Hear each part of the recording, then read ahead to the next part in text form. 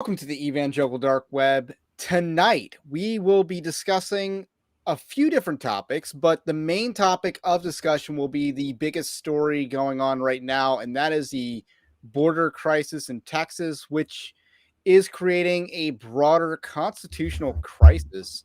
This is perhaps the most overt constitutional crisis since the American Civil War, and I don't think that's hyperbole.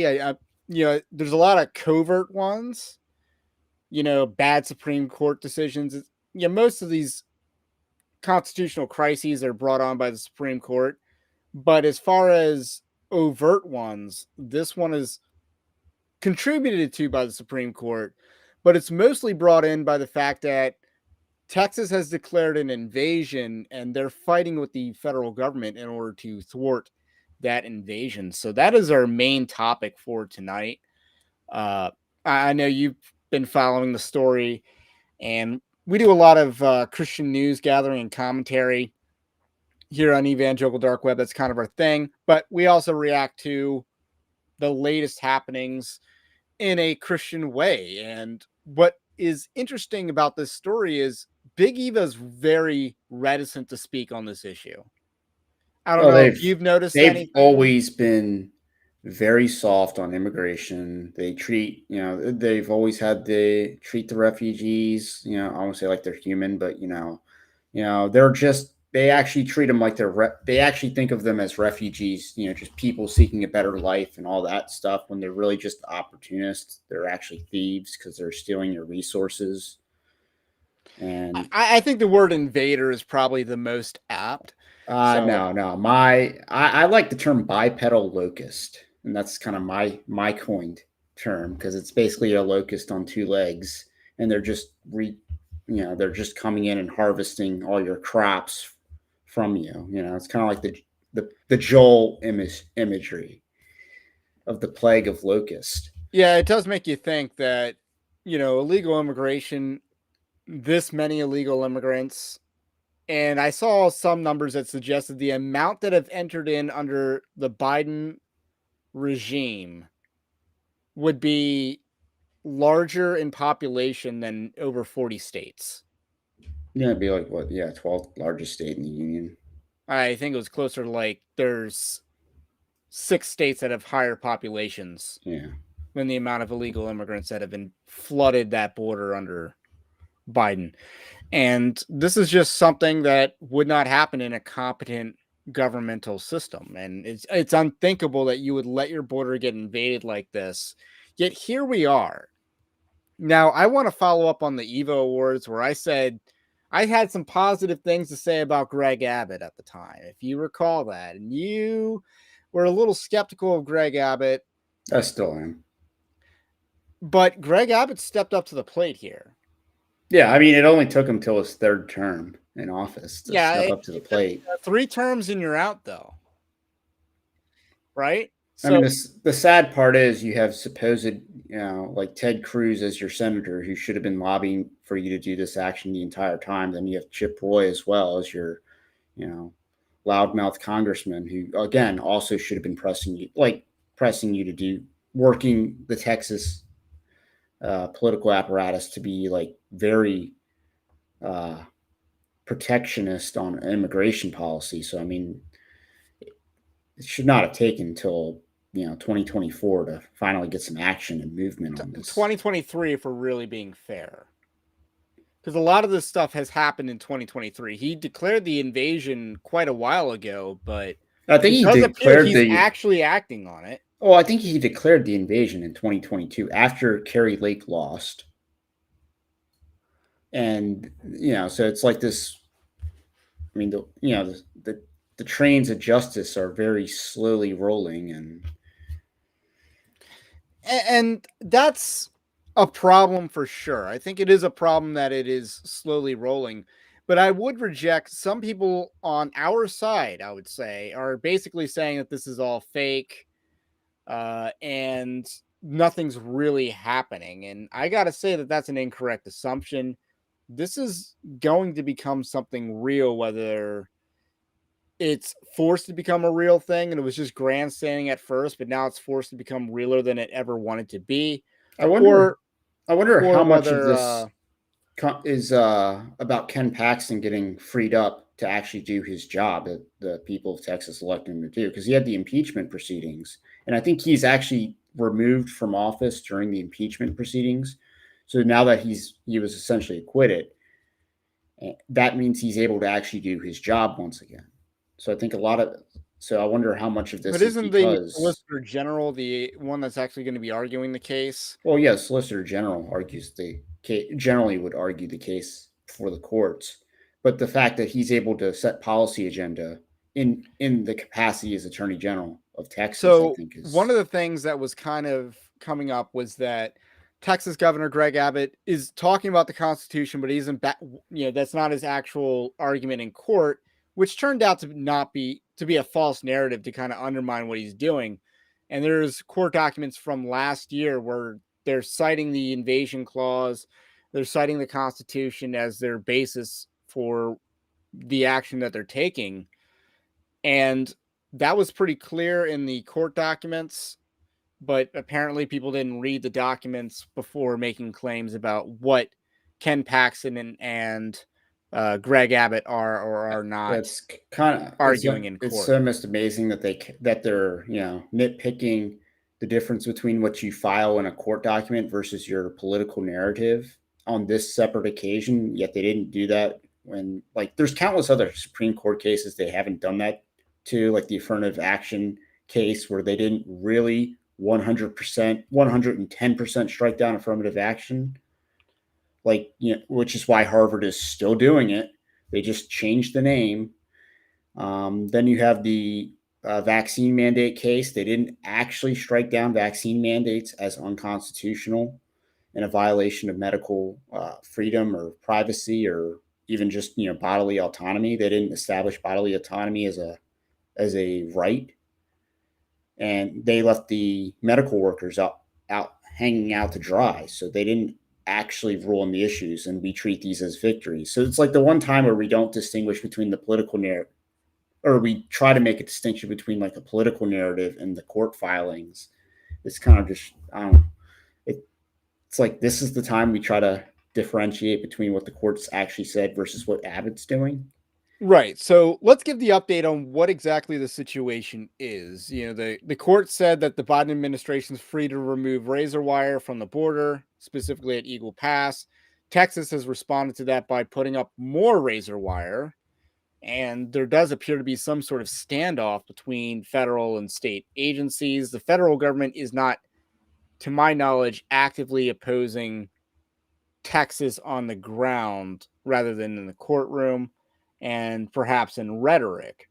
But, no confrontation of gun pointing at each other or a Mexican standoff on the Mexican border has not actually ensued yet.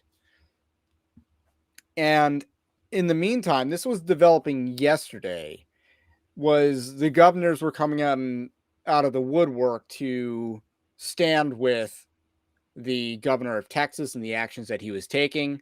We had Oklahoma, Florida, Georgia, Virginia, South Dakota, and I'm sure I'm forgetting I think some, it's up to 25. Georgia as I think it's well. 25 states now.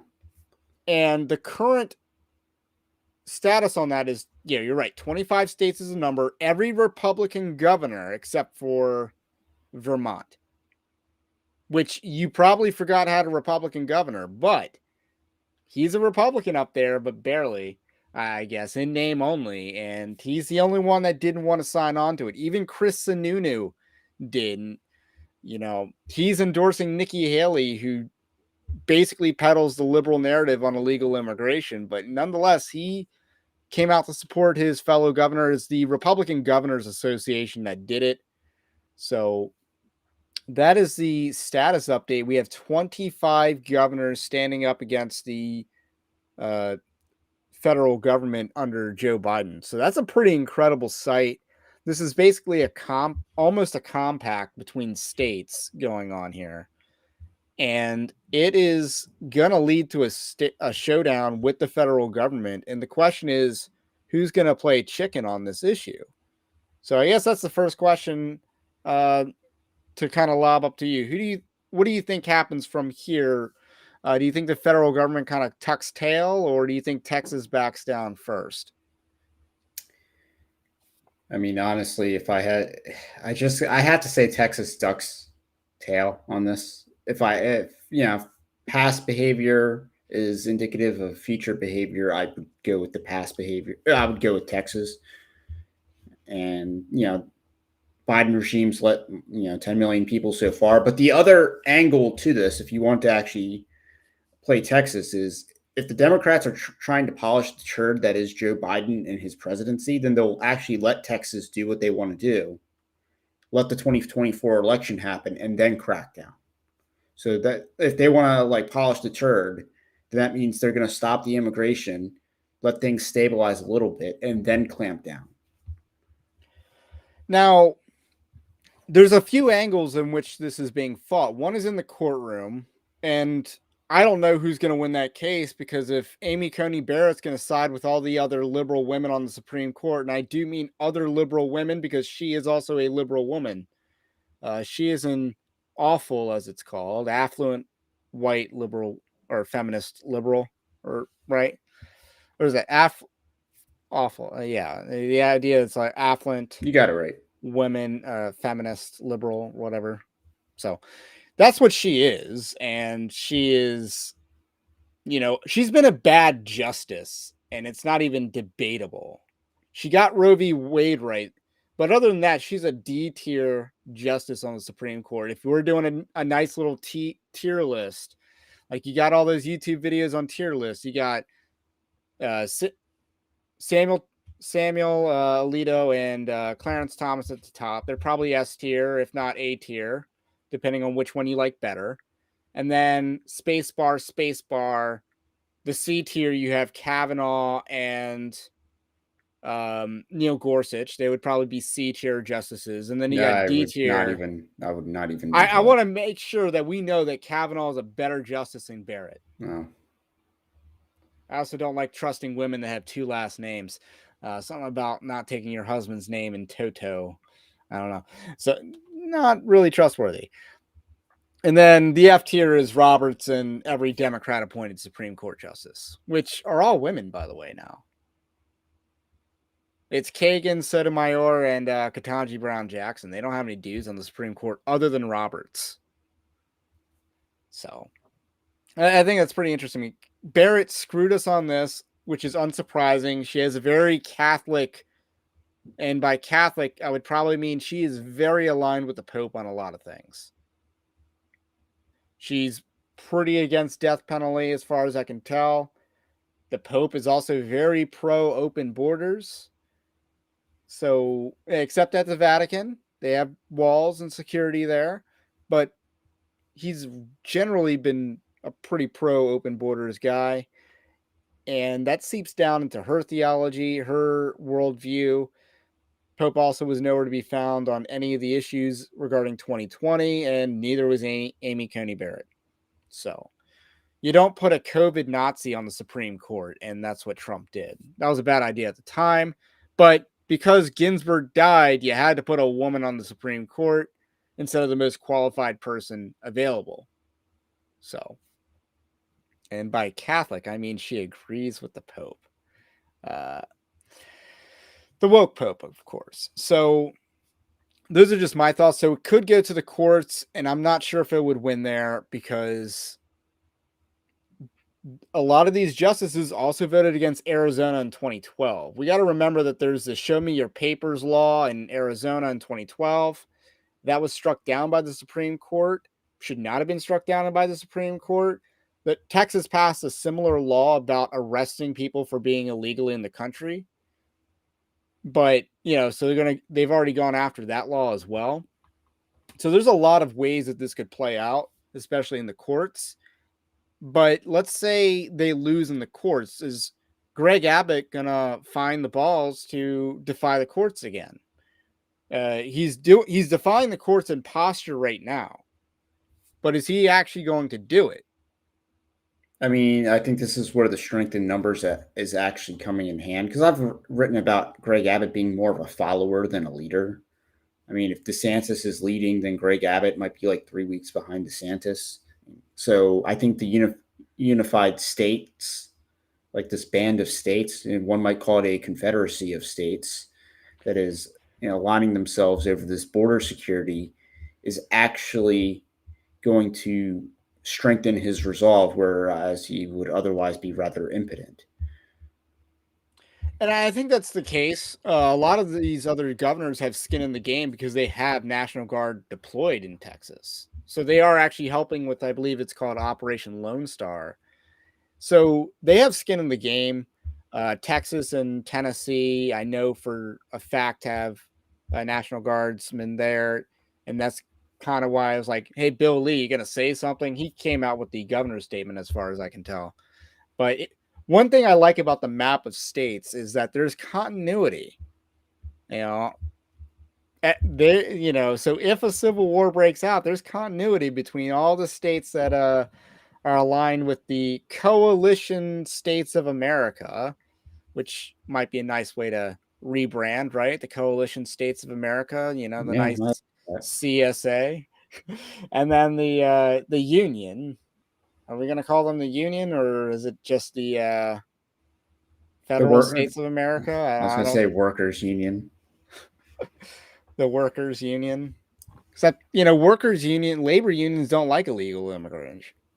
The That's Union of what a USSR, Union of of Soviet Socialists. satellite republics. Union of states. Soviet satellite. Yeah, I know, but I'm Socialist trying to do it in the republic, United States, like socialist satellite socialist states of America, states. of the American Republic.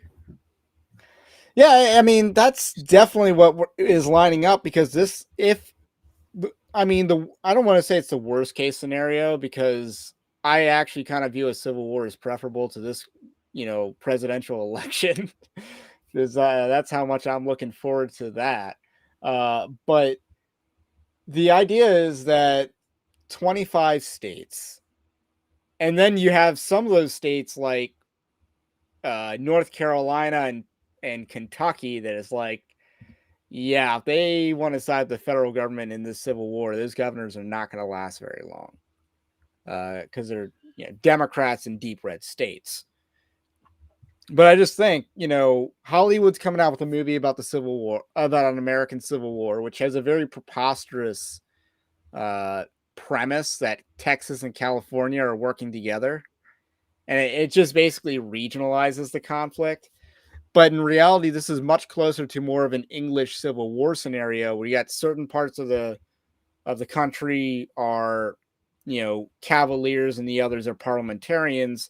So you have, a much more segmented thing, and then you got the Covenanters in Scotland. You're kind of switching sides. You're never really sure what side they're on. So it seems more like that kind of civil war. And Angela points out that it's predictive programming. It's like, Well, yes, but it's going to give us great talking about memes. the Civil War movie. Yeah, They actually flip the script though. They make it, because I think they're actually having the Trump figure as the villain in the White House taking a third term or whatever, and then the freedom fighters are the rebels. So because they always got to be the ones fighting the oppression. what kind of American are you? And that question very much, I mean, I feel like that question's already relevant, because we basically have two countries here. That question, what kind of American are you? What does it mean to be an American? What is America? That's literally why Donald Trump won in 2016. And no one has really been able to capture that, not these Trump mirror candidates, like Carrie Lake. What if it's just that Trump was the or I don't want to say victim, because that's not the right word, but he's the benefactor. That's actually the right word, of, the pendulum of politics, along with a deeply unpopular presidential candidate, and the, overwhelming, and this is where the MAGA part comes in.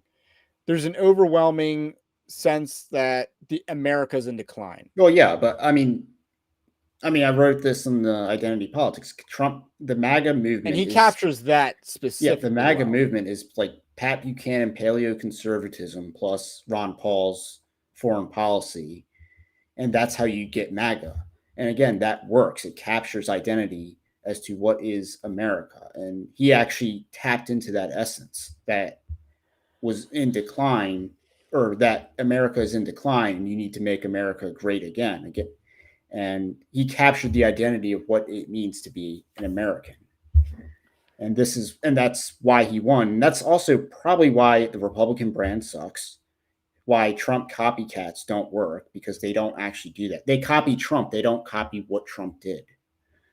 And again, it could be inadvertent what Trump did. And that's why Kentucky doesn't have a Republican governor, by the way. Well, they picked the rhino as well. Well, but he was a Trump copy. That was his campaign message. It didn't really work. And then you got someone like Glenn Youngkin, who's probably personally liberal, but he governs a lot more conservatively because, first of all, he's an opportunist. And I'm not going to hate an opportunist, provided if you want to rank up, you put in the work, and we'll reward that type of opportunism here. I'm fine with that. I mean, he's done a lot of that compared to ran his mouth a lot too much to probably. But he was also one of the first. He was also among the first governors to support Greg Abbott. I mean, his problem is he ran his mouth on the tranny stuff and he could have actually been a good VP nominee. But I think he would have been a good VP nominee, but I kind of dread that decision. If Trump picks Haley, then that'll make things a lot easier in some sense. I could easily see it happening, but Tim Scott's ready to be Mike Pence 2.0, right? So, and he's got engaged. So he's got, she said yes. He's Black Lives Matter in the halls of Congress, and he's pro-white in the sheets, I guess. I don't know. Such a conundrum he is, Tim Scott. So he could be the VP candidate, but whoever the VP candidate is, they should not be seen as a successor to Trump. And that's what kind of concerns me about that is our movement is going to think that this guy, whoever Trump picks as a VP, unless it's Haley,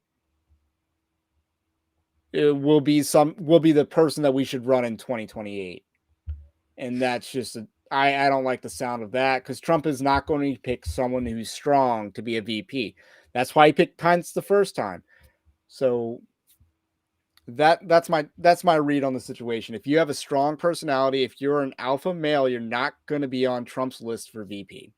Yeah, I mean, that's why, let's float Kevin Stitt out into the ether. Maybe it'll get picked up by MAGA world. Does Oklahoma have a good lieutenant governor? I don't know. That's Dusty Devers. How about Burgum? And I think I actually like Burgum as a VP pick for DeSantis at the time. For Trump, I don't think it works against them at all. They're both billionaires, so there's some money, good things that could solve. I think that would actually be a good pick. Yeah, it would be a very energy. He's also an above average Republican governor. He's the guy who was one of the first. North Dakota, I believe, was one of the first states to ban men and women's sports, by the way. While, South Carolina, Kristi Noem, who is floated as a VP, was this person that vetoed that bill before signing the same bill a year later. And I got so much crap for calling her out on it at the time. And then she, turned she turned code on that issue. So South Dakota is a mess in part because of her, but we could have so many more victories in South Dakota if it weren't for Kristi Noem. No, but we need our strong female conservatives leaders, and men need to step aside so women can lead, according to the Christian Post. Burgum is just like Pence in temperament, but you know what he's not like Pence in? Physiognomy, because the dude is a good-looking man. No homo. But he has an Al Pacino thing going on. So I think he would be a good VP candidate based on looks, based on his based on a few other things. And he's an above average Republican governor. I think that's a pretty good qualification. Like I thought he would play well. He would play well in that area too, because North Dakota's right next to Minnesota, so maybe he could help. I mean, North Dakota is a very rhino-ish state, but again, he is better than a lot of other red state governors, which would actually make him sort of a generic Republican figure. Wouldn't overshadow the person at the top of the ticket. I think he's actually a pretty good vice presidential candidate. So that's my take on that. I don't really have a whole lot of hope for Trump's vice presidential picks. I think he's going to go diversity hire, or maybe he does the wedding with Nikki Haley. So that's the worst case scenario probably, but Nikki Haley would never be seen as a successor to Trump. And that's mainly my priority, is that they're not a successor to Trump in any way, shape, or form, because they're not going to be a strong personality at all. So Kentucky the swing because Rand Paul is the best overall pick? I don't think Rand Paul would be a good vice presidential pick. I don't think he helps you out on election day. And I think he's one of the best senators we have, but I don't think he would help you win a presidential election. Yeah, I So mean, I don't know what he brings. I like Rand Paul. I think he should probably run again if for president. I think a second shot, he would do much better on a second go around. He's one of the best senators. Again, I don't think we should be taking people out of the Senate. We have too few good senators to risk him. Yeah, my opinion. I mean, he's Rand so Paul, good at his job that he shouldn't get a promotion, is basically what I'm saying. But here's what I would have done like earlier on. It's like, why not have Trump should have put Ted Cruz on the Supreme Court. Now, obviously, I got some issues with Ted Cruz. Like Ted at Cruz, the time, that's a great idea. It's not a good idea now. It's not a good idea anymore. But it used to be a good idea, because until Ted Cruz wanted to run his mouth about Uganda, it seemed like a good idea before that. So, again, these are things that we got to do better at if we win in 2024. We can't be screwing up Supreme Court nominations, because this might be the term that Clarence Thomas says, I got to retire before I, die and give a Democrat my seat. Which brings us back to Texas, because Ken Paxton would make a great Supreme Court justice. Maybe. So back to Texas and not messing with Texas. I do have some evangelical reaction, because like I said in the beginning, they've been very silent on this issue. It is it is deafening how silent they've been on this issue. And there isn't a whole lot of I'm not seeing Phil Vischer comment on it. I'm not seeing like Karen Swallow Pryor or even Eric Mason or other woke people comment on it. And to G3's credit, we have ragged on them a lot. The ones who've commented have been very based.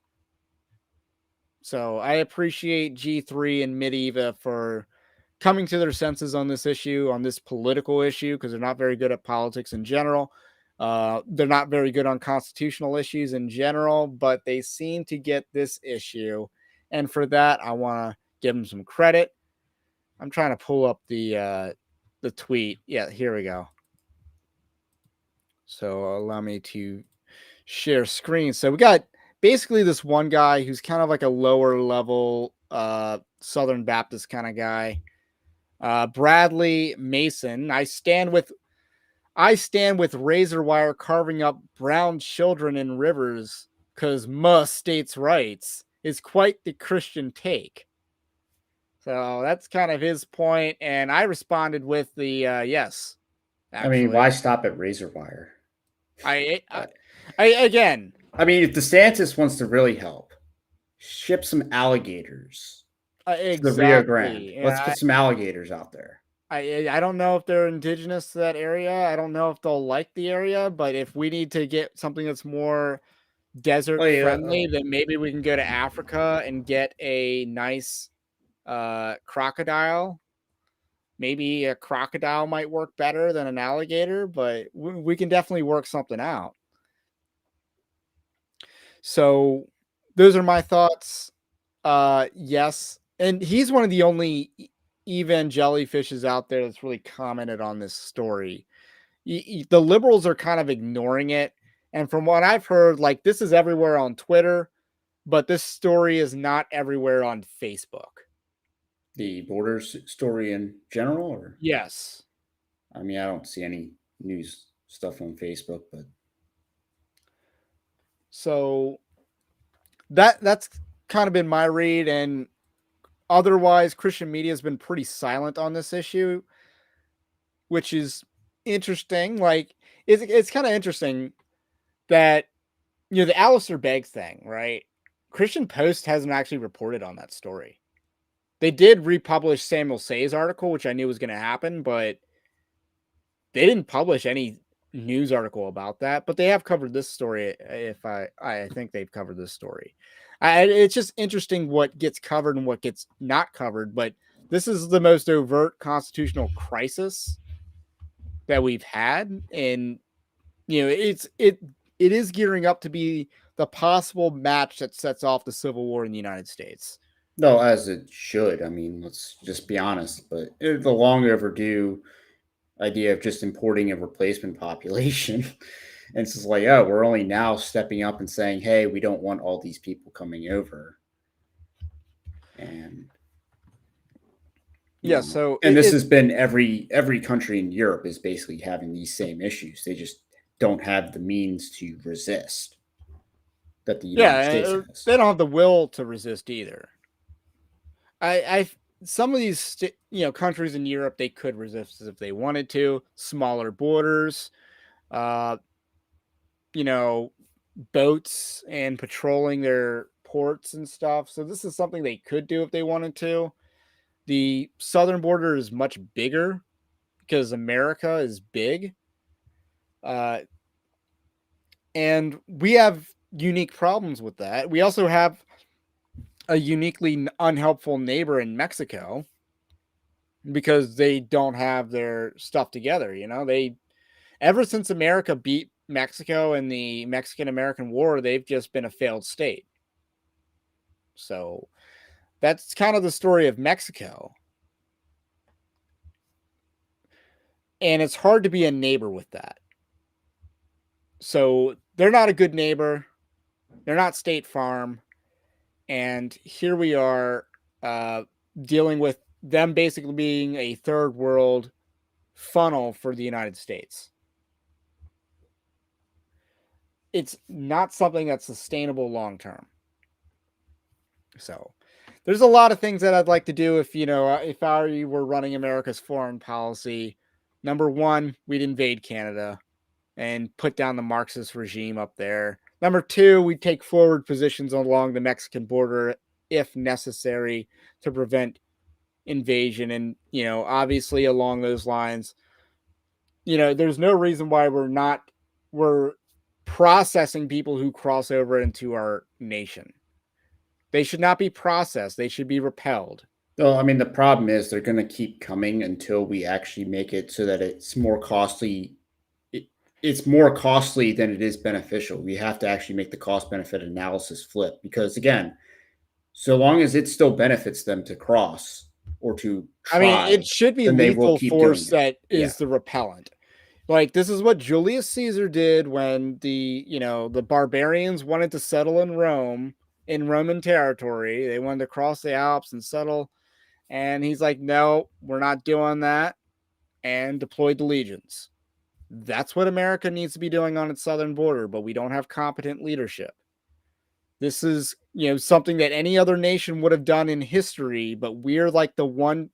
But, this post World War II consensus is that you can't handle a border crisis in ways that, have bad PR. And that's kind of the world we live in, where we're governed by PR and sensibilities and not what's actually practical and beneficial for the people. So this is not a good situation, but that's the way you do it. That's the only way out is lethal deterrent, mass deportations. So those are the solutions. You having some issues or? Yeah, I might have just dropped. I don't know. All right, so you're back. But yeah, I mean, the border should be, blocked tight. Should be like the DMZ. And unless you make it more costly to cross, then they'll keep coming. They'll keep sending their worst, and we'll keep having to deal with the problems on both sides of the border because again, they're a huge strain on the economy. I mean, even the narrative that immigrants help the economy isn't really true. It's a lot of it's a wealth transfer, which is I mean, ironic. if we're talking about the labor market and supply of labor, where American Yes. wages are basically suppressed, Well, wages are depressed. housing Housing, yes, housing and rent go up because of immigrants adding to supply. Um, and Obviously, demand, yeah. crime. Oh So yeah, they add up to they add to the demand. demand, they don't add to the supply. So there's only a fixed number of houses. I mean, obviously we build more, but if Well, we're just importing millions of people, then you have schools and all the public services. So I mean and again, they actually are a net drain. And ironically, reading Age of Entitlement, they talk about the Reagan amnesty deal, and it's just like no, they don't actually benefit the economy. It's basically a wealth transfer from the population to the immigrants. So it's a wealth transfer. So the Americans actually became poorer because of the immigration. and yeah, I think you see that in terms of the young generation doesn't have a whole lot of economic hope at the moment. I mean, some of it is entitlement, but I think a lot of it is there was a lot more opportunity, a generation or two ago. There's a lot more opportunity. And on top of that, hard work was used to be rewarded more in this country than it is right now. Hard work right now is not as rewarded as it used to be. So that is just a tragedy. And I think illegal immigration contributes to this problem. So, one question I posed on Twitter was, do you think the Texas National Guard is having recruitment issues right now? Right. I Like don't. right now? Probably not. Like, do you think that they're probably going to have a disproportionately higher number of recruits than, say, any of the armed, branches of our military? I mean that in that sense they'll be doing pretty good. I mean, I don't know if they have they still have a COVID mandate or if that's still in effect with the Biden administration because that was the thing. So I mean, outside of those factors, I imagine their morale is doing pretty well. I mean, the Twitter poll was pretty lopsided in favor of, yeah, Texas might not be having a recruitment issue right now. And I think this was basically the reason why we have a military recruitment crisis in this country. Yeah, which is going to bode very well if we have to go to war with Russia or China, uh, because we don't have the numbers to fight that Well, unless we yeah, do a I mean conscription. this is the black pill oh, maybe not the black pill of the night, but let's just be honest. If we ever have to, they would basically use a draft, and that would really If start they some institute a draft, that is that the end would of the really regime. start some civil unrest. I think that's the end of the regime if they do that, especially to fight in Ukraine. That would, you know, I mean, there's not a Ukraine or Taiwan. I mean, both would, or Ukraine Iran. more, Again, Ukraine more than. they want to start three wars, and they don't have the combat troops to fight the wars. Maybe that's the idea is that they're, fighting. They want to fight these wars to get that, but Well, you don't this have the isn't nine strength to fight 11. one war, let alone all three. This isn't like a 9/11 type of event that drives up recruitment. Well, there's no 9/11 type of event that could do that at this point. Yeah, I think that's very possible. I mean, if COVID didn't unite us, I mean, people thought it would, which was a little bit naive. But I don't think we're going to see 9/11 types of unity in this country again, especially in light of how the 9/11 level of unity that happened in this country led to the passage of the Patriot Act and a lot of Yeah, other yeah, bad policy. George Bush, we got to protect our freedoms. They hate us because of our freedoms as he signs the Patriot Act like weeks later. Right. And then we invade Afghanistan, even though bin Laden was in Pakistan, Well, and and that there were Saudis, and then somehow planned an attack using primitive telecommunications technology. somehow. So, but that means we have to go to war with Iran, right? I don't know if you've seen that Family Guy clip where he's like, getting explained to like a 5-year-old what 9/11 was. And No, probably yeah, not. it's like, who did it? It's like, so we have to invade Iran? Like at the end of like being told what happened on 9/11. So he's like just completely following in line with the narrative. The one thing about Family Guy, I'll just go on this tangent. They're the show that probably benefits the most from micro content. If you're just doing micro clips of the show, it's probably the show that benefits the most from that. Yeah, I mean they have good clips. Yeah, I mean the episodes aren't very good, but if you just take one clip of a bit, they actually do rather well. Formosan Black Bear talks about the oh wait, it was this one I wanted. Every male in Taiwan has received certain amount of military training, and that is also kind of like something that is of concern. People have floated this idea that, hey, if you serve in the United States military, you can get citizenship, which is a bad idea, first of all. And people don't realize why that's a bad idea. First of all, it did not work out for Rome at all. And isn't there some sort of, you've read The Prince by Machiavelli, right? Yeah, I've read parts of it. Isn't there like the idea that you don't want to have a mercenary army? I mean, if It's there is, I didn't read that part. okay. Isn't that kind of his thing that you don't want to fight a war with a mercenary army? You want to fight a war with people that have some sort of heart or skin in the game? Because if they're just, if they're just doing it for the money, they're just going to turn cloak, or, they're not going to die for you. They're not going to die for the money. They're going to live to fight another day. So that's I mean, one reason why you don't want a mercenary army. But the other reason is you don't want to be defended by foreigners. That's just not a good look. That didn't work out for Rome. It hasn't really worked out anywhere it's been tried other than the French Foreign Legion. But, that's just where we make a lot of jokes about France. So it's not a good idea to do that. And in the event that the United States military is turned against its people, it's going to be Red Dawn, and you're going to have the Nicaraguan soldiers they're going to be brutal with to the American, Americans I guess American with flags an on their American, yeah, with borders. an American patch, and it's like they're going to be brutal on our people. So you want to prevent a situation like that. But I see what's going on in Texas as basically a way that could actually end up happening.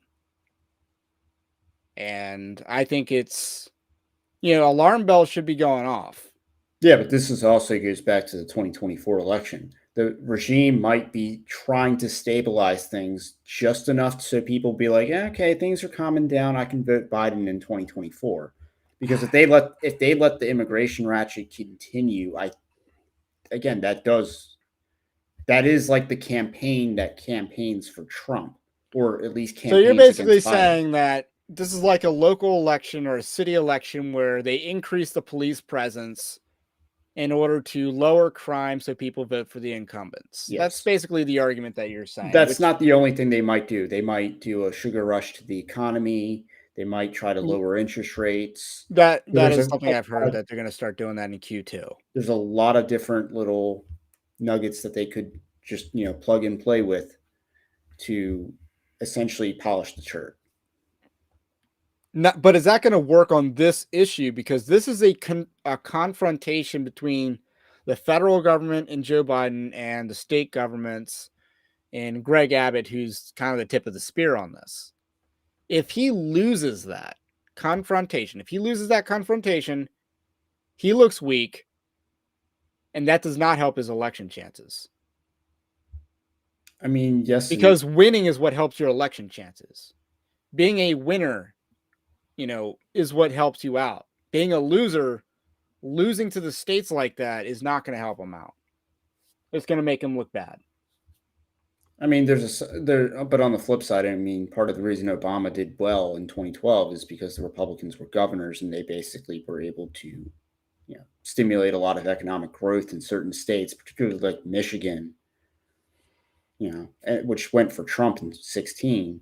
So they're able to stabilize those states economically and improve the economy in those states so Obama can walk in and take credit. Yeah, I do think that And there's not going to be or we shouldn't expect there was sort of a there to success be presidential paradox. debates this year. Yeah, there probably won't be presidential debates where this So is it's not brought like up. this will be, brought up in a Trump Biden showdown. Well, we also have the Robert Kennedy Jr. thing going on as well. Now, I don't know how significant of a role he's going to be. I think the Democrats are a hive mind at the end of the day. They're not going to defect Joe Biden. So I don't think that's happening at all. I think No, he has to independents croak. might, and I think some Republicans might. It's a pretty dumb idea to do that because you can feel good about agreeing with him on the vaccines, but you disagree with him on everything else. The border is one of them.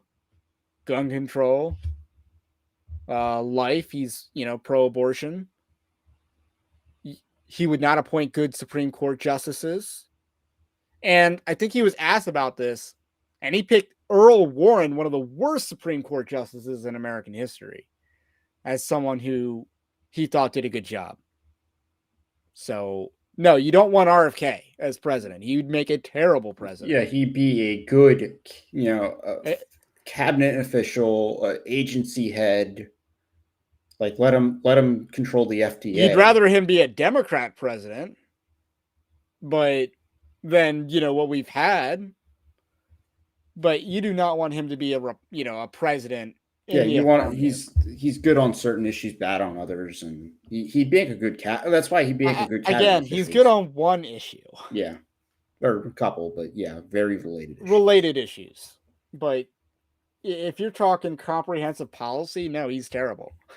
So And he loves his uncle, who was a key figure in the civil rights regime and stopping the Tuskegee experiments that he mentions like 3 times in his book to just pander three to black, times. and probably more. But he does very hard to pander to black people who probably would not buy what he's selling. Well, again, the thing about a book that big is you got to read it first. It's kind of like how many people don't read Stephen Wolf's book because of how long it is. So, is good. So with that said, so we've kind of talked about the angle of uh, the election because I don't think this helps Biden at all in reelect. If Biden took the initiative to do, the idea of, we're going to make the trains run on time just for this because it's an election year, like when was it Gavin Newsom or the mayor of San Francisco that cleaned up the city because Xi Jinping was coming to town, and they cleaned up California city of San Francisco, right? Yeah, yeah. It's like they can be competent, they choose not to be because they hate you.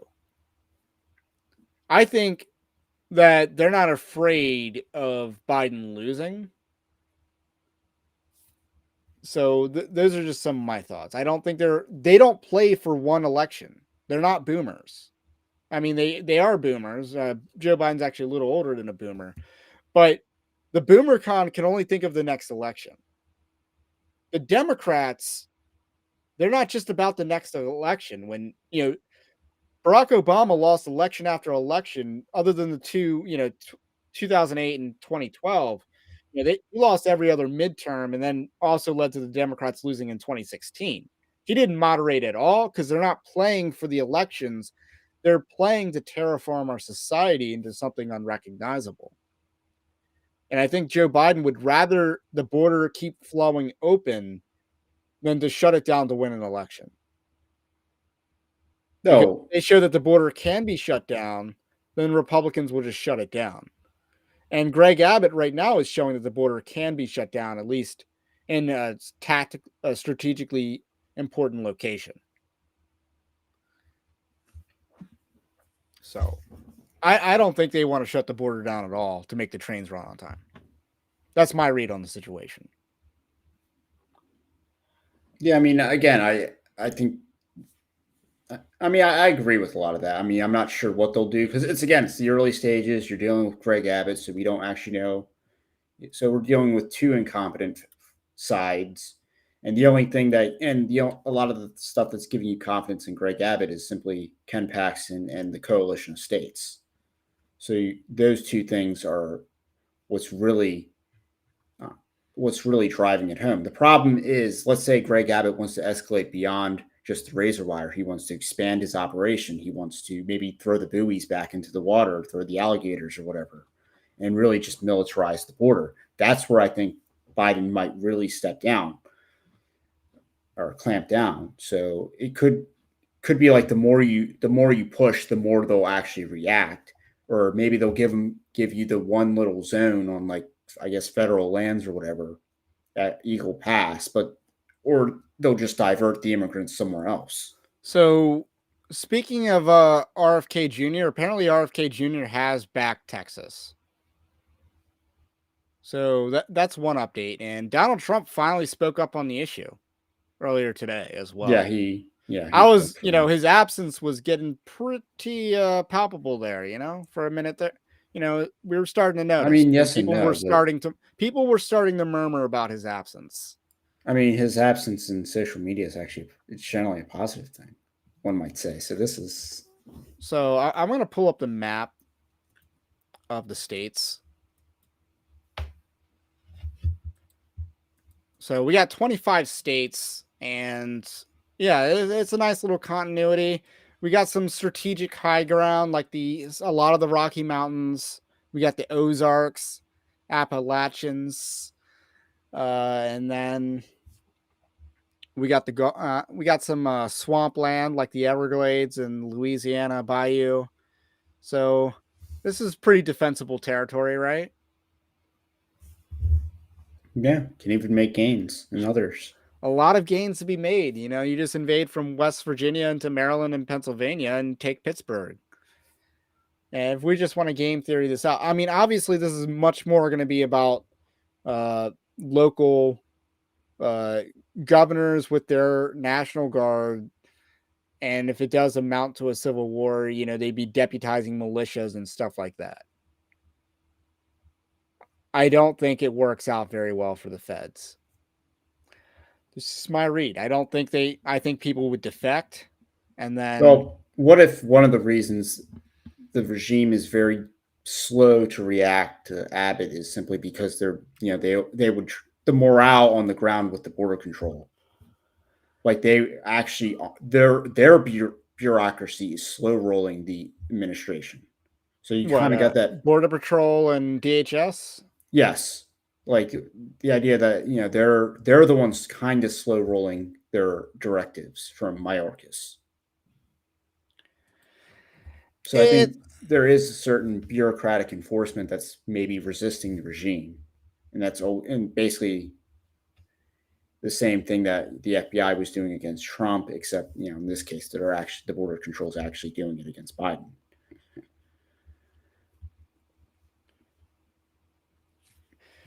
Yeah, I mean, I think that's possible, but I don't think I think the Border Patrol is very handicapped and handcuffed. They're not.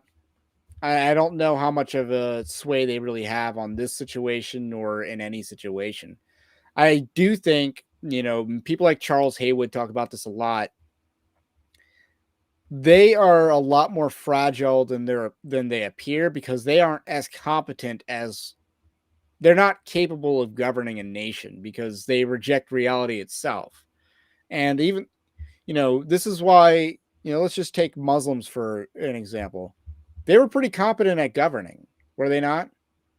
Their empires. You got to give the Ottomans credit, as treacherous as they were. They didn't, honor marriage pacts or anything like that, but they lasted 700 years. So a lot of, pagan worldview systems, they don't reject reality other than, the first table. They don't, or they reject a lot of the first table stuff, but they don't reject the second table as much. So they're more competent at governing. This liberalism hates mankind. It's anti-human. It's anti-natalist. It doesn't want people to reproduce. You can't have a civilization where people have it with a negative birth rate. That's a death sentence on a civilization. So people aren't reproducing. They're killing their children. They're, embracing sexual degeneracy, which doesn't actually help out with the population. So liberalism is a cancer to society. It doesn't help society at all. And even, backward systems like Islam can still, outlast them. And that's, what they're going to do in Europe probably. And that's why the Muslims and Democrats don't have problems forming a political alliance. Well, and again, with this map, I mean, there's a lot of states there. There's a lot of attorney generals in those states. What if they were actually opening investigations against organizations, the NGOs that are actually helping these people cross? And again, the George Soros type NGOs, a lot of that dark money, that's what's facilitating a lot of these migrants. Like they're not coming up with nothing. They're actually being well funded. I mean, the thing is, we needed one of these 4 states to say, hey, there's an invasion. And Texas was that state. So we just got to keep that in perspective. Like one of those states had to say, hey, we're being invaded and invoke the invasion clause. So with that said, Texas started something. And I think on the constitutional argument, they're going to see it through. And these people hate this country so much that they'd rather let it be invaded and they would rather fight Texas. And it just goes to show what exactly their priorities are. They're not about governing capably. Formosan Black Bear says USSR lasted longer than the Nazis. It does not mean they were more efficient. And you're right about that, but the USSR also cratered the birth rate. They weren't very good for civilization either, because they were basically Russia was occupied by, a certain foreign group of people, and they didn't have what was best in the interest of the people at all. Well, I mean, they might have actually been more efficient because Russia was essentially industrialized by America.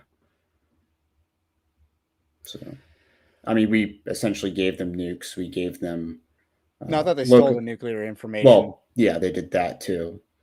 Isn't that what the whole Oppenheimer thing's about?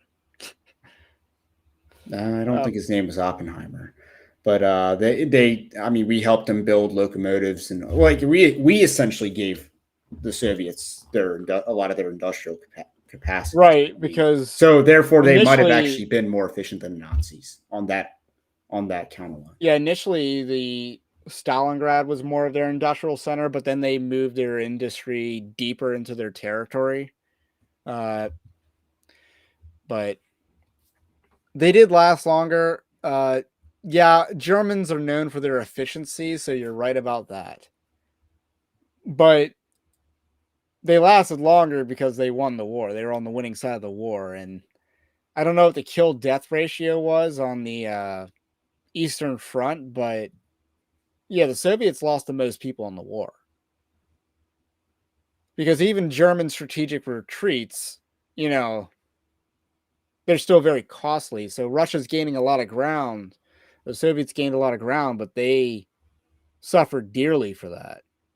So, and that's why we had to firebomb Dresden. So this map, if you want to split it up between the red states and the nationalist and the communist, is basically what this map is shaping up to be. Because that's basically what the Democrats are. They're the latest iteration of a communist party. And the Republican Party isn't a nationalist party yet, but that's what they're going to be. No, it's almost what they refuse to be. Again, it goes back to they refuse. Yeah, you're right. They refuse to be it, but it's inevitable. Because people like Nikki Haley, who are anti-nationalists, who hate this country, they're a dying breed. Ronna McDaniel just called on her to drop out. Now, Ronna McDaniel's the establishment, right? Head of the RNC. That's establishment as it gets. Oh, yeah, but, she's basically... Nikki Haley's not the establishment. She just represents yesterday's Republican. And, maybe 20% of the Republican Party hates the Republican Party, and that's who votes for her. That's who Nikki Haley represents. But she's a dying breed, a relic, and someone who's just, not going to last much longer in this party. But she's not the establishment, really. But one day, and I think it will happen, the question is, do we have enough time to see it happen? The Republican Party will become a more nationalistic party. It just needs to happen, and people are waking up. People are noticing. So that's my thoughts, and you're building a nice coalition states of America to get that done. So, any more thoughts on Texas? Actually, we should touch on the lesser magistrates. I want to touch on that. So we've talked a lot about Civil War, how that would play out, but the way for a civil war to really be conducted biblically is for a lesser magistrates to rise up against the central authority. We do not, peasant revolts are really rather unbiblical. The idea of the masses and the rabble rising up against their liege, not a very biblical concept. We do see some exceptions to this in scripture with the story of Rehoboam, the son of Solomon, and how when he became king, he was a tyrant immediately. I would argue And that the wasn't Bible the, does not condemn the people for rising up but against it. I would argue that wasn't the rabble, that was the elders. So therefore, it was still a doctrine of lesser magistrate. Right. So I'm just trying to think of like a situation, and I'm steel manning the argument against the point that I'm making. I mean, the rabble The rabble were justified in their rebellion against Rehoboam in Scripture. the rabble God crucifying offers Christ. There's some, God offers Jeroboam a covenant, and he rejects it. So they were justified, and they even were offered a covenant. The elders in Rehoboam's time were boomers. I don't think that's the case, because we got to think that this is a unique generation in American history, one that grew up in the most materially successful, yet at the same time most moral civilization, and then just saw that eroded over 2 decades. So it's a very unique generation. And I don't think the boomers are the worst generation in American history. I do think they're the most myopic generation in American history. I think that's pretty undeniable. But they're not the worst.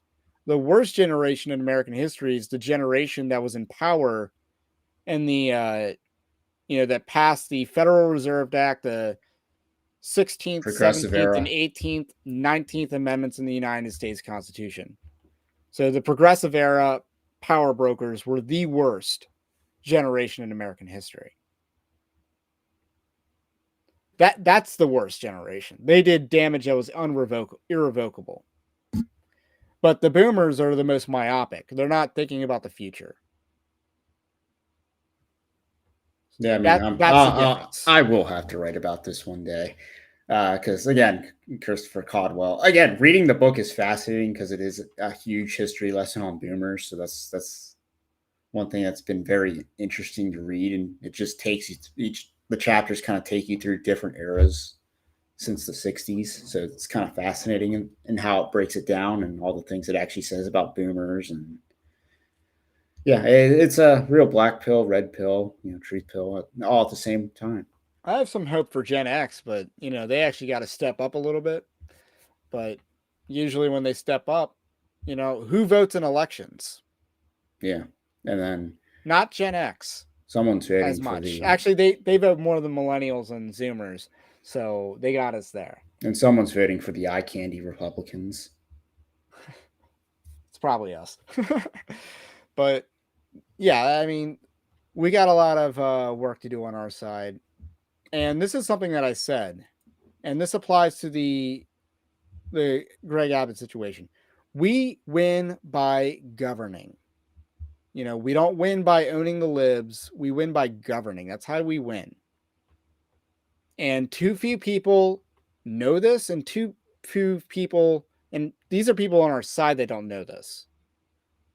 These are people that are liking my social media post that don't know this.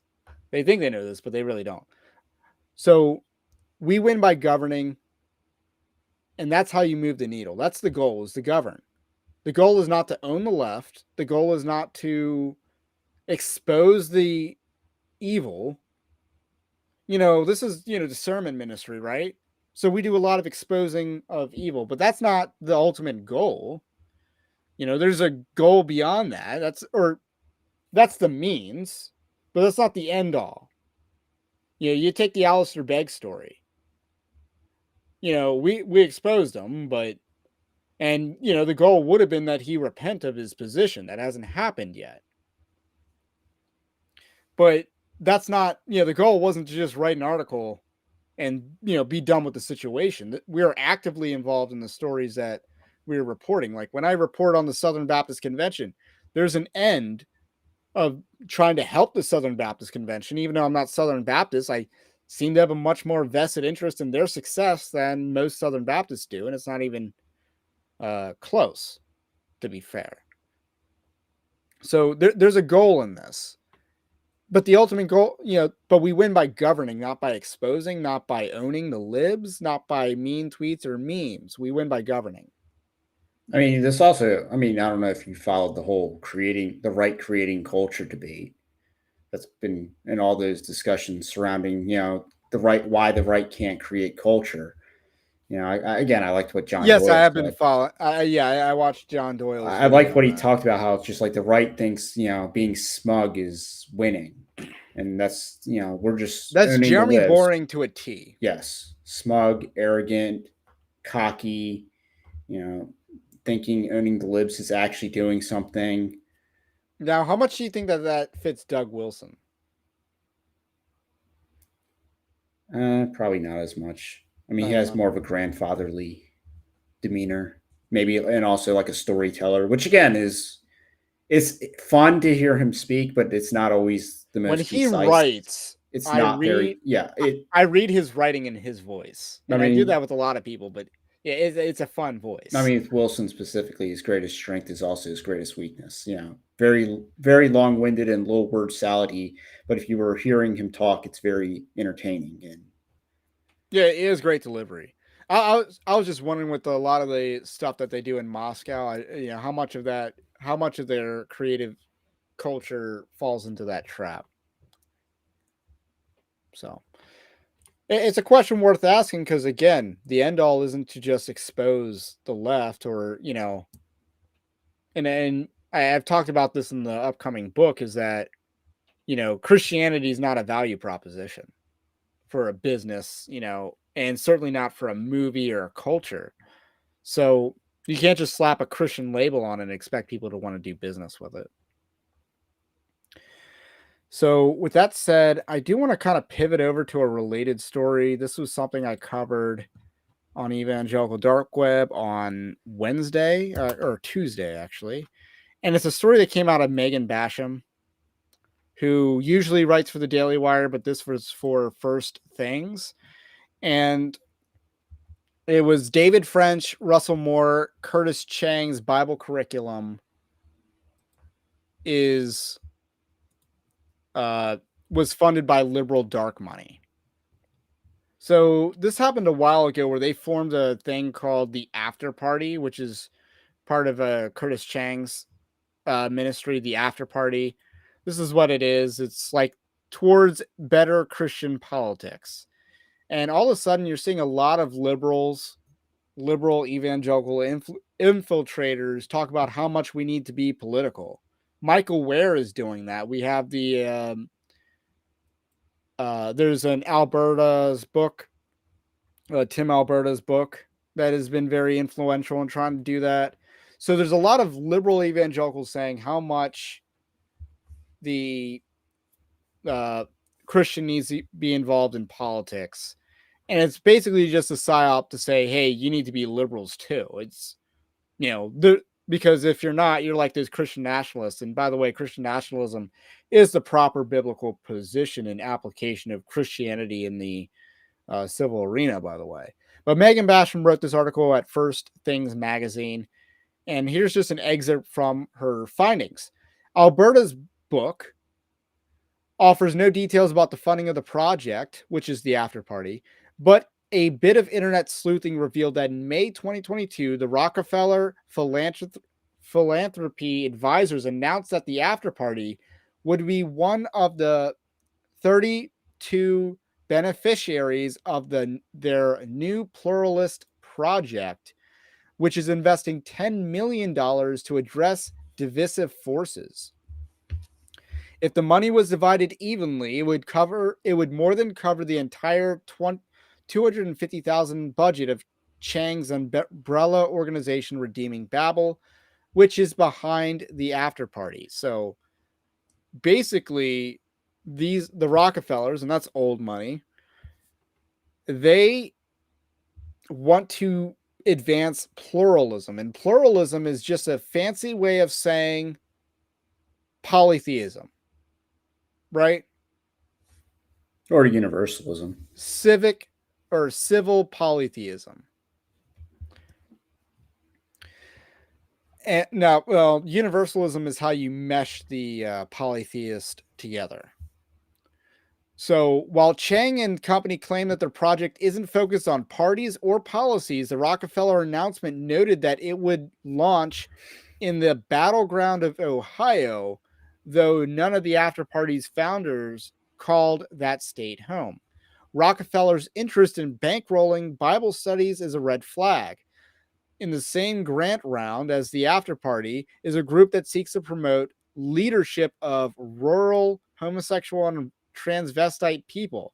Another is committed to keeping the remaining fossil fuel resources in the ground in the name of climate justice.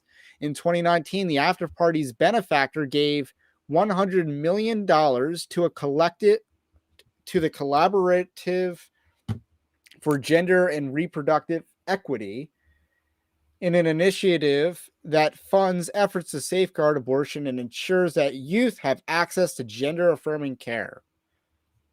A full accounting of all of Rockefeller's grantees committed to furthering hard left causes would require a book long enough to rival Alberta's. So again, that's the Tim Alberta has been like highly touted by the liberals as an authoritative figure on the church, in the same way that Christian Dumez is, or Russell Moore. Rockefeller isn't the only progressive purse with strings attached to the after party. The project's website lists One America Movement and the Ecumenical Group as one of its partners. The group's board includes a leader of a gay-affirming synagogue, no shock there, as well as a co-founder of a Black Lives Matter of Greater New York, who excuses rioting as self-defense and called Jesus a black radical revolutionary.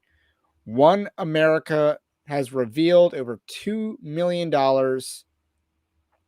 from some of the most powerful foundations on the left, such as the Tides Foundation, the Hewlett Foundation, the Walton Family's Cantina Foundation, and the John Pritzker's Family Fund, all of which fund enterprises promoting abortion, homosexuality, and transgenderism, and other left-wing priorities. The Hewlett Foundation, which also directly funds the After Party, is the second largest private donor to Planned Parenthood. So that's HP and Walton Family would presumably be Walmart for those that aren't familiar with all the different billionaire names.